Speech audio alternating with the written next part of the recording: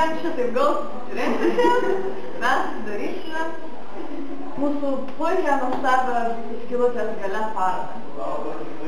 Taigi, turbūt esate matę pasaulį per daugelį skylių. Tačiau, ar nors vienas iš jūsų esate matę pasaulį per atomą? Šiandien, dabar, turite puikią galimybę pamatyti 18 žvilgsnių per ją.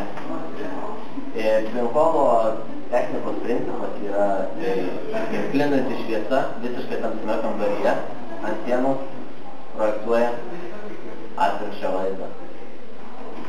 Ir pati ši technika buvo kino bei fotografijos kaip ir pradinė. Šita archajiška technologija sujungta su konceptualia raiška puikiai atspindi šiandienos fotografijos aktualiją. Tai yra žiūrėti kitaip ir kalbėti savitą originalią kalbą. Tokių nuotraukų autoriai atsisako visų patogumų, kurie yra išrasti iki šiol fotografijoje. Tai yra automatinio užrakto, ryškios optikos, blykstai žiūrėjimas. Jie naudoja elementariausias arbatos kavos degtukų dėžutes ar kelionės lagaminus. Tiesiog jose išgręžia skylę, pro kurią skylina šviesa, o į vidų įdeda šviesai jautrią medžiagą.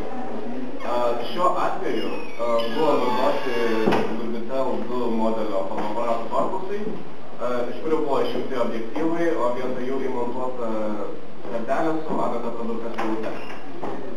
Dar vienu poetas Lukrecijus, atkartodamas Platono olos alegoriją, rašė apie keliančią ir gąsdinančią šešėlių žaismo patirtį.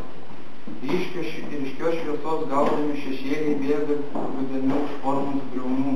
Objektai išryškėja jau perkurti ir prisodrinti šviesos, svaiginančiai paveikia savo galia ištirpinti ribą tarp vaizduotės ir tikrovės, žavingi pirmykščio pavidalo magija.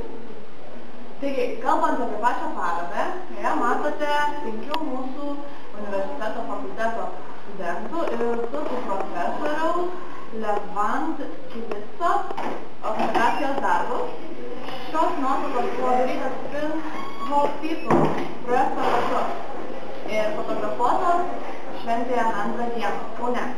Projekto metu studentai išmoko pasigaminti Pinhole fotoaparatą iš paprasto fotoaparato, fotografavo įvairias Kauno vietas ir sužinojo, kaip yra ryškinamos fotojuostos.